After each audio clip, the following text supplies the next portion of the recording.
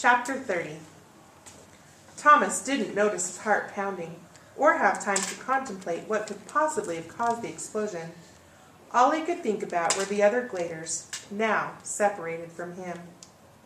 Blind, he ran with Brenda, forced to entrust his life to her completely. "Here!" she yelled. They made a sharp turn to the right. He almost stumbled and fell, but she helped him stay on his feet. Once he had a good pace, she finally let go of his shirt. "Stay close to me." The sound of destruction behind them faded as they ran down this new path, and panic lit up inside Thomas. "What about my friends? What if—" "Just keep going. Better for everyone to split up anyway." The air cooled as they moved farther down the long hallway. The darkness deepened. Thomas felt his strength slowly returning and caught his breath quickly. Behind them, the noises had almost stopped. He worried about the Gladers, but instinct told him it was okay to stay with Brenda, that his friends would be able to fend for themselves if they'd gotten out. But what if some of them had been captured by whoever had set off the explosion? Or killed? And who had attacked them? Concern seemed to bleed his heart dry as they ran along. Brenda took 3 more turns. Thomas had no idea how she could know where they were going. He was just about to ask when she stopped, putting up a hand to his chest to hold him back. "Do you hear anything?" she said through huffs. Thomas listened, but all he heard was their own breathing. Everything else was silence and darkness. "No," he told her. "Where are we?" "A bunch of tunnels and secret passages connect the buildings on this side of town. Maybe across the whole city. We haven't explored that far yet. They call it the underneath." Thomas couldn't see her face, but she was close enough that he felt and smelled her breath. It didn't reek, which surprised him, considering her living conditions. It was kind of a non-scent, somehow pleasant. "The underneath," he repeated. "Sounds stupid." "Well, I didn't name it." "How much of it have you explored?" He didn't like the idea of running around down there without knowing what was ahead. "Not much," she said. "We usually run into cranks. The really bad ones. Way past gone." This made Thomas turn in a circle, searching the darkness for he didn't know what. His whole body tensed with fear, as if he just jumped into ice water.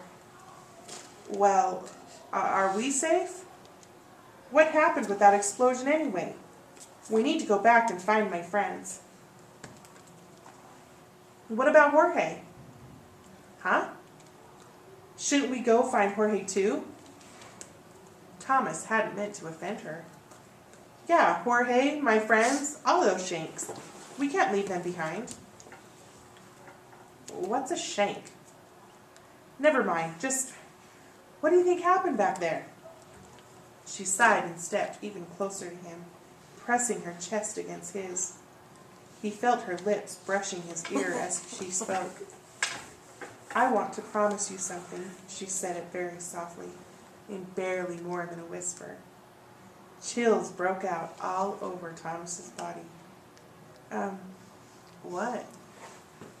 She didn't pull back, just kept speaking into his ear. "No matter what happens, even if we have to go alone, you'll take me all the way back. All the way to Wicked, to that cure you promised Jorge. He told me about it in the storage room. I can't stay here and slowly go insane. I can't do it. I'd rather die." She grabbed both of his hands in hers and squeezed. Then she rested her head on his shoulder. Her nose nestled against his neck. She had to be standing on the tips of her toes. Each breath from her sent a new wave of chills across his skin. Thomas was enjoying being so close to her, but it seemed so bizarre and out of the blue. Then he had a sudden surge of guilt, thinking of Teresa. All of this was stupid. He was in the middle of a brutal and ruthless attempt to make it across a wasteland. His life on the line. His friends may be dead. Teresa could even be dead. To sit here and cuddle with some strange girl in the dark was about the most absurd thing he could think of. "Hey," he said. He wiggled his hands from her grip and wrapped her upper arms, pushed her away. He still couldn't see anything, but he managed her down there, looking at him. "Don't you think we need to figure things out?" "You still haven't promised me," she replied. Thomas wanted to scream. Couldn't believe how strange she was acting. "Fine, I promise. Did Jorge tell you everything?" "Mostly, I think," she said. "Though I already guessed it the second he told our group to go on without us and meet at the tower." "Guess what?" "That we were going to help you to get through the city in exchange for you taking us back to civilization." This made Thomas worry. "If you came up with that so quickly, don't you think some of your friends did too?" "Exactly." "What do you mean, exactly? Sounds like you figured something out." She reached out and placed her hands on his chest.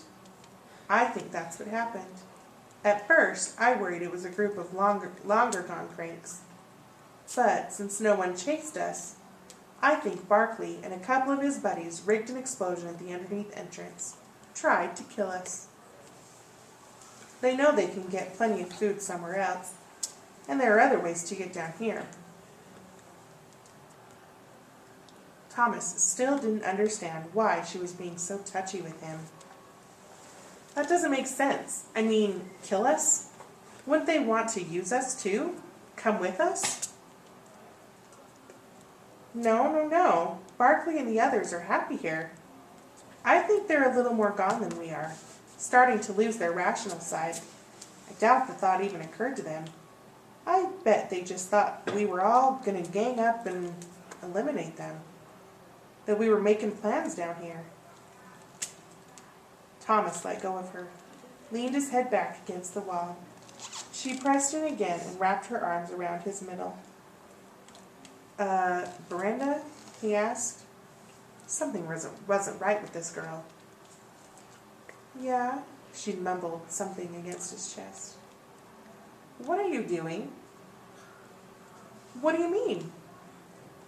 "Don't you think it's a little weird how you're acting?" She laughed. Such an unexpected sound that Thomas thought for a second she'd succumb to the flare, becoming a full-blown crank or something. She pulled away from him, still chuckling. "What?" he asked. "Nothing," she said through a schoolgirl snicker. "Guess we came from different places, that's all. Sorry." "What do you mean?" He suddenly found himself wishing she'd hug him again. "Don't worry about it," she said, her merriment at his expense finally subsiding. "I'm sorry for being so forward. It's just pretty normal where I come from." "No, it's okay. I mean, I'm good." He was glad she couldn't see his face, because it must have burned so red she'd start laughing all over again. He thought of Teresa then. He thought of Minho and the others. He had to take control, now.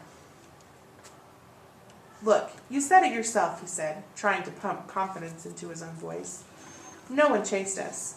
We need to go back." "Are you sure?" She had a suspicious tone. "What do you mean?"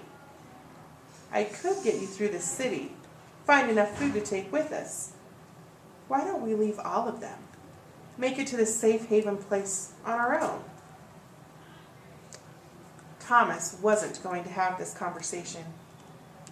"If you won't come back with me, fine, but I'm going." He put his hand against the wall to guide himself and started walking in the direction from which they fled. "Wait!" she called out, then caught up to him. She grabbed his hand and intertwined their fingers. now walking alongside him, hand in hand like old lovers. I'm sorry, really. I think it would be easier to make it through with fewer people. I'm not really great friends with any of those cranks. Not like you and your gladers. He had said that word around her? He didn't remember.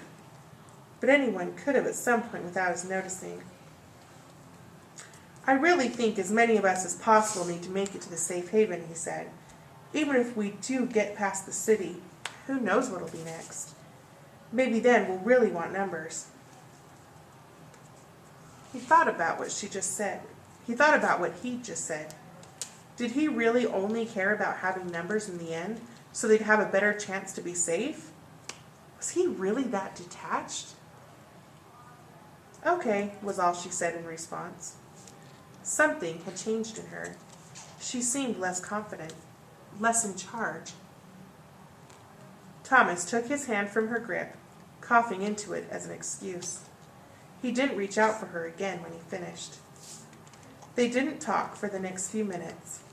He followed her, sensing her even though he couldn't see her.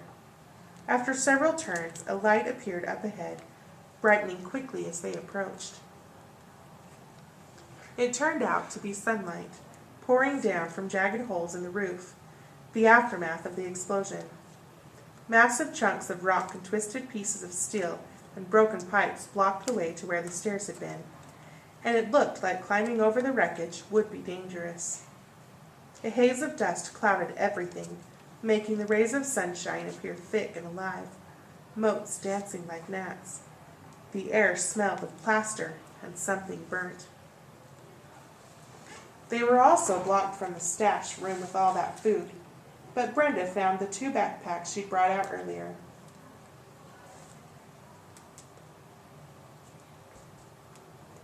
Doesn't look like anybody's here, she said. They didn't come back. Jorge and your friends might have even gotten back up and outside somehow. Thomas didn't really know what he'd been hoping to find, but at least one piece of good news was obvious. No bodies, though, right? No one died in the explosion. Brenda shrugged. Cranks could have dragged their bodies off, but I doubt it. No point. Thomas nodded, as if solidifying her statement, holding on to it. But he had no idea what to do next. Did they go through the tunnels? The underneath? Searching for the other gladers? Did they go out into the streets? Back to the building where they ditched Barkley and the others? Every idea sounded horrible.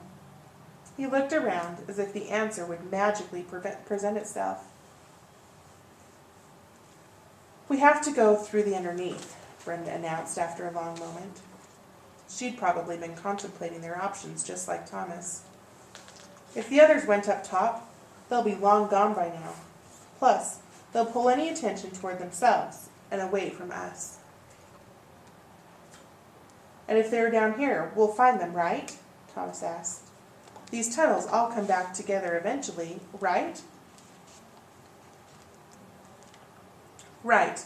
Either way, I know Jorge will have them moving toward the other side of the city, toward the mountains. We just have to make it so we can meet up and keep going. Thomas looked at Brenda, thinking. Maybe only pretending to think, because he really had no option than to stick with her. She was probably his best, maybe only bet of accomplishing anything other than a quick and horrible death at the hands of long-gone cranks. What else could he do? Okay, he said. Let's go. She smiled, a sweet smile that shone through the grime on her face, and Thomas unexpectedly longed for that moment they'd had in the darkness together.